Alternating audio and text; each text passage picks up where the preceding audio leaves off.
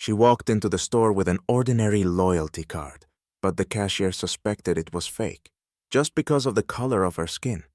This was the beginning of a chain of events that would turn everything she knew about justice upside down. You won't believe what happened next, but let's start from the very beginning. Maria entered the store with a slight sense of fatigue, but with a clear purpose.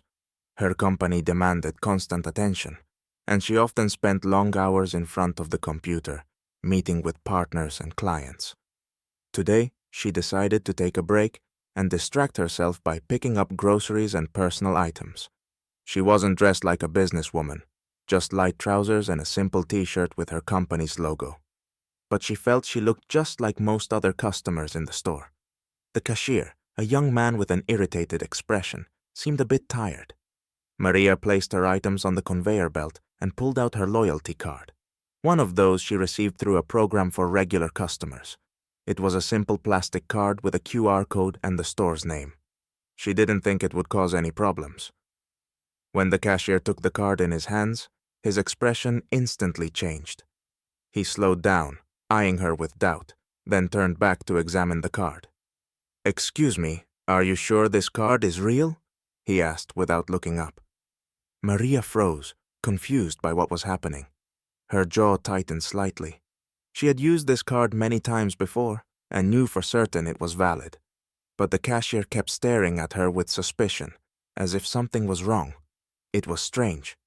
"It's fine," Maria said, trying to remain calm. "Please check it again. The card is valid." The cashier didn't pay attention to her words. He stood up, took a couple of steps back, and began checking the card with the scanner. Nervously, his fingers pressed the buttons, his face growing more and more doubtful. "Strange, the card's not going through," he said, holding it up to the light, as if inspecting it under a magnifying glass. "Could this be a fake?" Maria felt her face shift. She was trying to understand what was happening. This was too unexpected. The discomfort and confusion were paralyzing her. "What are you trying to say?" Her voice grew cold, her gaze sharp. She was the type who could always handle difficult situations, but this was clearly throwing her off balance.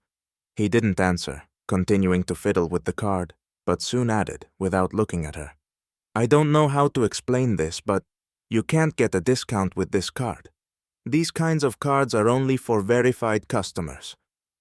Maria felt something snap inside her. She knew this conversation shouldn't be going in this direction. First confusion, then bewilderment, and now outright injustice. "Excuse me," she said, trying to hold back her anger, "but I don't understand what you mean.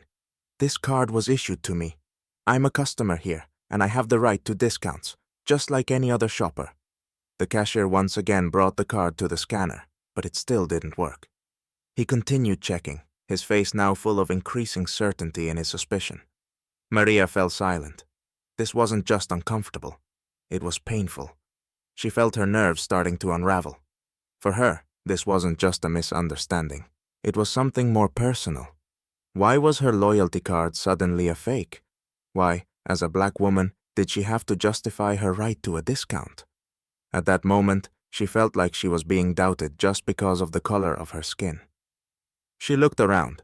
Several people in line were whispering, as if this wasn't anything unusual. Maria tried to keep her composure. She wasn't just a customer here. She was a woman who faced stereotype-based challenges every day. She was the CEO of a tech company, someone who shouldn't have to justify her right to social privileges. But right now, she was being seen as an outsider, someone whose rights could be violated. This was painful. "I'm sorry, but I need to speak with your manager," she said, though her words were more of a challenge than a request. When the manager arrived, Maria felt her nervousness begin to turn into fury. The young cashier, without any justification, continued to claim the card was invalid, while the manager seemed completely bewildered. He, like the cashier, couldn't bring himself to believe that a woman like her, a woman who obviously didn't fit their idea of a proper customer, could be issued such a loyalty card. The manager looked at her, then at the cashier's counter. He thought for a few seconds and then asked, "Do you have any other documents? I need to make sure you qualify for the discount." It was at this moment that Maria felt her patience begin to snap. She could no longer remain silent in the face of this senseless humiliation. Her face twisted with pain and rage, but she still managed to keep it together without losing control. "I'm the CEO of a large tech company," she said, not hiding her disappointment. "And I don't have to justify myself to you. This card was officially issued to me." The manager froze, his face showing doubt. But it was clear he hadn't expected such a response. This should have been her victory, her strength. But inside, everything was turning upside down. She wasn't just angry. She was deeply disillusioned with a society that still couldn't rid itself of old stereotypes.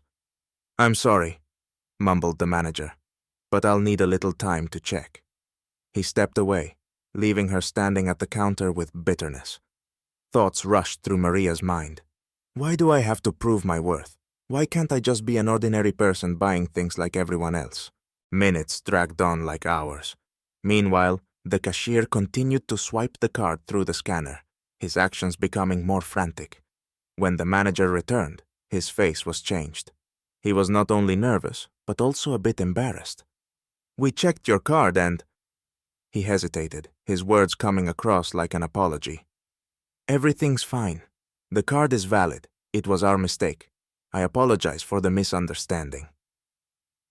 But Maria couldn't hide her disappointment anymore. This wasn't just a misunderstanding. It was something much deeper. When she had to prove her right to a discount, it wasn't just humiliating. It was an expression of systemic injustice. At that moment, she realized that in her life, as in the lives of many other Black people, there was always this need to justify her worth. "Thank you, but this isn't just my mistake," she said with a cold smile. "This is your mistake, and the mistake of a system that allows people to think they can judge others based on the color of their skin." Maria stood before the cashier and the manager, her gaze as firm as ever. She no longer tried to hide her pain and disappointment. She knew this incident wasn't an isolated one. It was just a manifestation of a deep problem faced by millions of people around the world. "I need to speak with your supervisor," she said, not lowering her head. "I will make sure this doesn't happen again." The manager and the cashier turned pale, but remained silent. Before leaving, Maria took out her phone and took a few pictures of the situation. She decided that more people needed to know about this, because for her, it wasn't just a right, it was her duty.